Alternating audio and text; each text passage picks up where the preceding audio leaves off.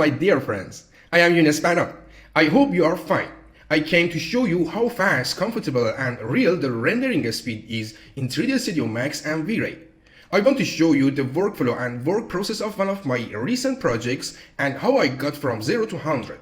Now, I don't have anything to do with the idea, but the staging, setting, modeling, lighting, material and rendering and even the rendering time of this project from 0 to 100 didn't exceed 2 hours. Of course, 1 hour and 40 minutes of it is involved in rendering. It took 20 minutes in total for staging, modeling, rendering and actually lighting this space.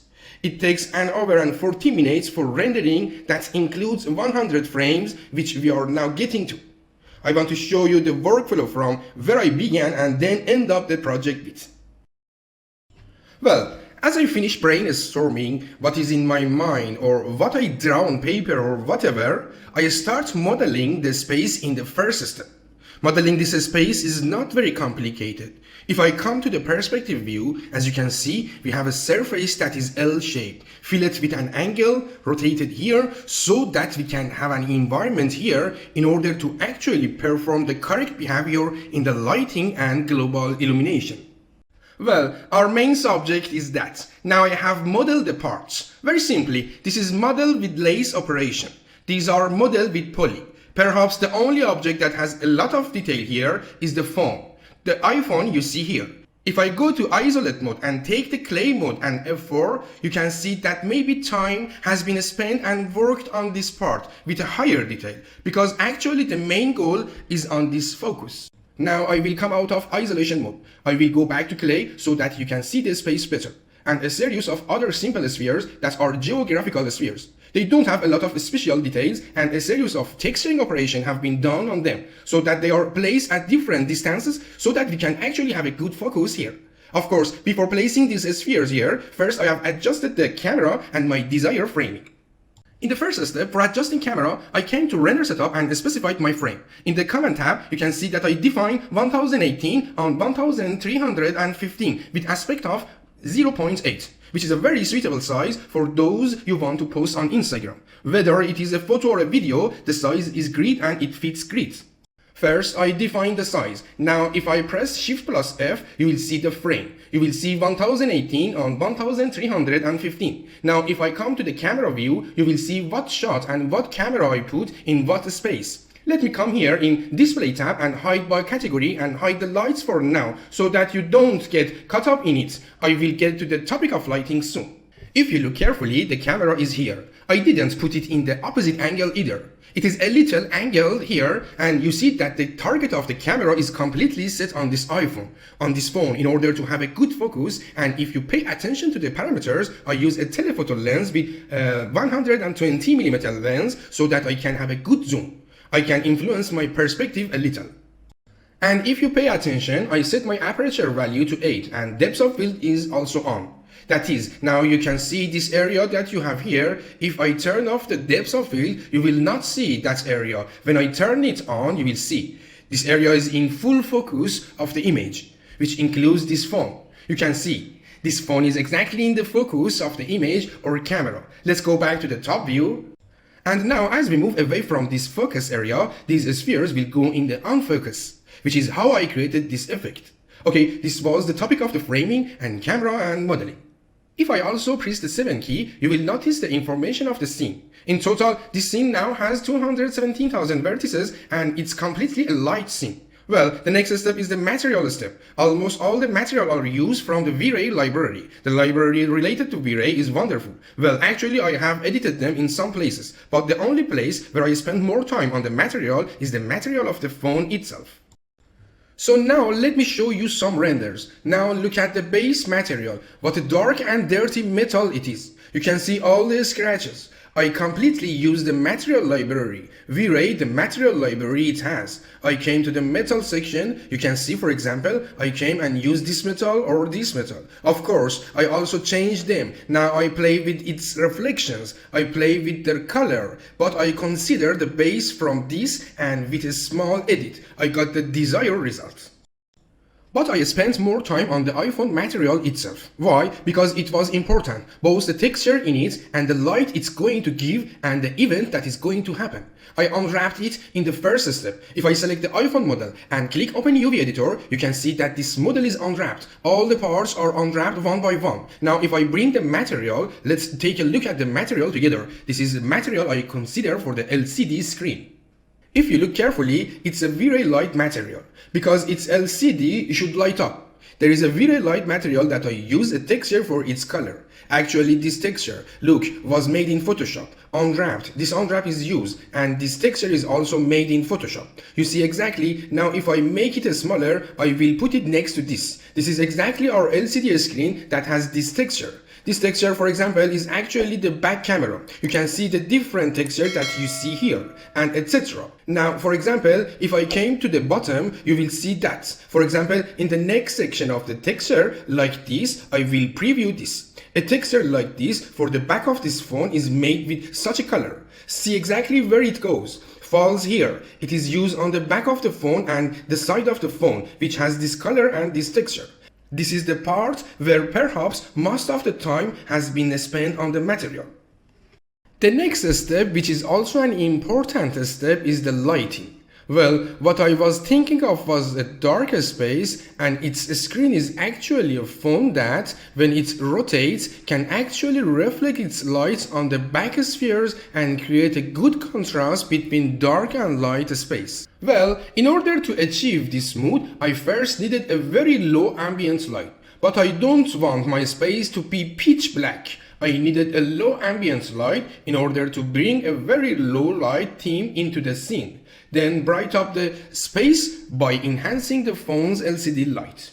Well, step by step, if I go back to display panel, hide by category and uncheck the light, you will see two lights have come here. It has satisfied my mentality. I have put a DOM light here. If I choose it, set the filtering to light so that I can easily select this DOM light by clicking. I name it DOM environment so that I can achieve the result later in light mix. Well, look at the parameters. I didn't change anything special at all. Multiplayer is 1. Nothing special changed. Only in the map part a Vray bitmap is used. If I come to the material window, let me show you the Vray bitmap I use for the DOM light. There is a Vray bitmap for which an HDRI of an interior scene is defined. If I click view image, you can see the HDRI I define. I assume that my space, my interior space, is such a space. You see, there is a darker space that has specular and light parts in some places. This can help me to create a specular and the glossiness that I'm looking for in my materials. But the whole space is dark space. I decide that this is my ambient light or my scene and give me the ambient light. And in order to be able to enhance the light of the LCD, I also got help from a Vray light plane. If you remember, the material I consider for the LCD was a Vray light material. The Vray light material that I gave that geographical image to. But the Vray light material produces light by itself. But the Vray light material can never act like a real light. Okay, it has self-illumination. It produces light by itself, but not the light that gives you a very good global illumination or can create the desired brightness. Well, that is why I put the Vray light plane here. If I choose it, you can see that there is a Vray light that is in the form of a plane, rectangle, exactly with rotating. I set its angle to the same angle as the phone. Its size is a little bit smaller than the screen of the phone itself. And you can see in my parameters that I set the multiplier to 500. And I got the color from this map itself. If I click view image on this map that I defined here, you can see that I got almost the same color from the original color, the blue color that it has, which can actually add the same light to my scene. Its intensity is 500 and its color is defined in this way. There is nothing special. This is our lighting formula. Now, if I go back to the camera and show you the two single shots I took here in the frame buffer, you will see that if I turn off all the lights like DOM in source light mix, you will see them here. Well, we put a DOM light for our environment, which was the same space that I said was the dark interior space. See what good speculars are created on my materials because of those bright parts in that HDRI in that picture. But altogether, the whole space is dark. Black is not absolute. If I didn't let the light on, my space would be completely black. But it leads to have a very little light and get out of absolute darkness. Now, our self-illumination light will be the LCD light. Its material, this is the light of its material. The reinforcement light that we put on them is this mobile light. Well, now because it is toward us, you see the opposite side brighter. You see this section. These are my lights. Now if I open another frame, the frame that has rotated a bit, look here again. If I come to light mix and turn off all the lights, this is the dumb light, the light of our environment. Do you see the good reflection this ambience light has created on the back of the phone, and how good the presence of that HDRI image is, and what good reflection and speculars it has created on the materials, and how the presence of that light make it so natural. Now the lights of the phone screen will turn on. This is the light of the phone screen itself, the plane that we had placed. What a good shadows it has lit. The self-illumination of the screen of the phone itself is not visible from this angle because it is on that side. Now let's talk about its animation. The time frame I consider is 100 frames, which is enough. It can be 3 seconds and so. Every 30 frames is 1 second. The same 100 frames are enough. In first step, this should be rotated. This mobile screen should be rotated according to that axis or hinge. Its hinge will be exactly the same as what we have drawn here. This is the hinge of our phone rotation.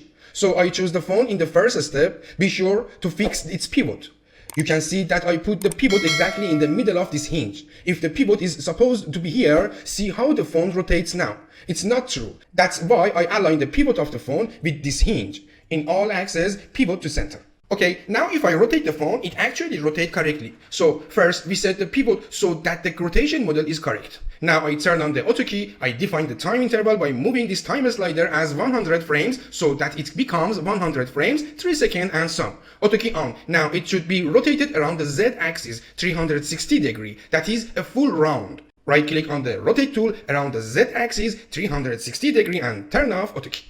I will go back to frame 0. Either with this tool that we have to control time or by moving the time slider. Now I can push Ctrl D, then play. You can see that the screen of the phone is rotating properly 360 degree, a full round in 3 seconds and some. So what will happen to that light source now? It is very simple. It is enough to connect the light source to the phone screen with the link tool. I mean link the light transform operation, which includes rotation, to the screen of the phone.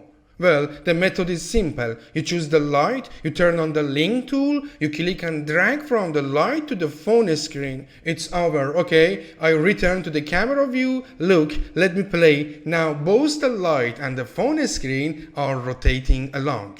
Well, this is the state of the animation. So we have passed the ideation stage, we have passed the stage of modeling and staging, we have passed the material stage, we have passed the lighting stage, to a step left, rendering and post-processing. Well, in the rendering stage, everything is very simple. Now I have to render all these 100 frames. Frame 0, frame 1, frame 2, frame 3. You can see that the situation of this scene is different in each frame. All these frames must be rendered one by one. Well, for rendering, I use GPU rendering related to Vray, which has a much better speed. In render setup, as you can see, Vray GPU mode is enabled. No special setting have been made. In order to be able to render all these frames, I just need to specify the range I want in Command tab and in the range section from frame 0 to frame 100. Okay, instead of single frame rendering, you should choose range.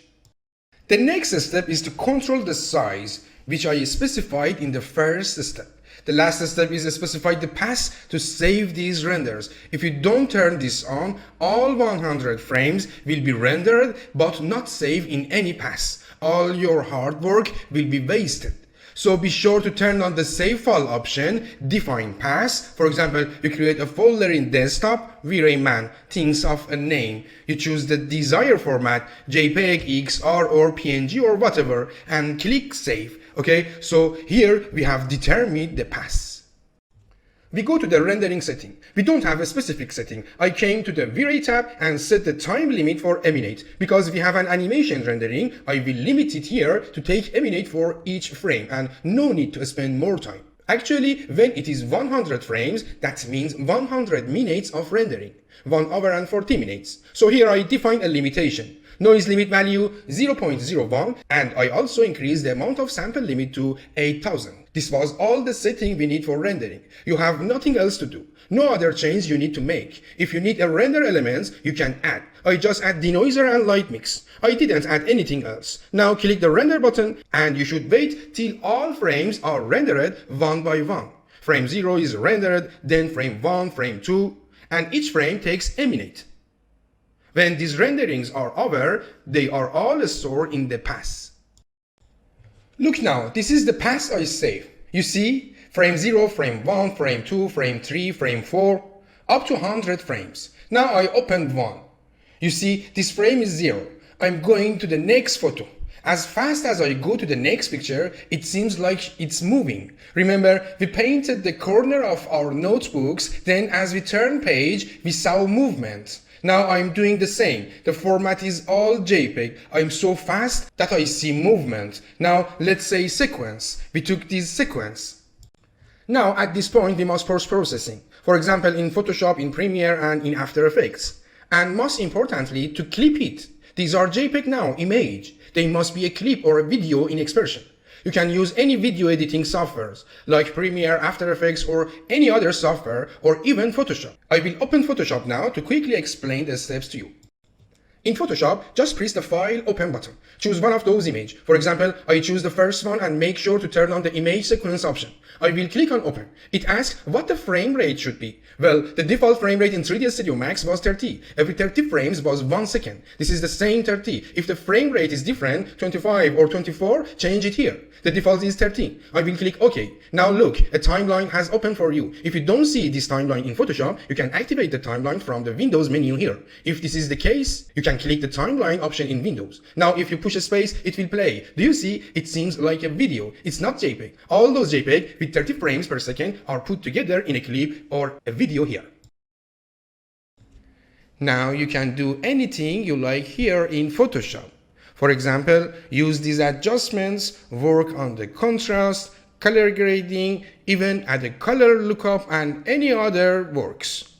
I don't need it here anyway, because I did all those things in 3dsMax. If you look here in the frame buffer, I did everything I needed with the help of 2 lookup tables. If I turn these off, you can see that my rendering was like this. I gave a LUT or lookup table here and a lookup table here that I made a small touch. I made a little bit change in its color grading, otherwise no post-processing was done. Actually, our render was our final result. And finally, in the Photoshop software, you can select the render video option from the file menu, export, and you will choose a name and a path for it in MP4 format, a video I mean. You don't need to touch this part. Its size is okay. It is high quality. You don't need to touch this to make a change. You specify the path and then click render. And it will be made as an MP4, as a video. I hope you enjoyed this short tutorial.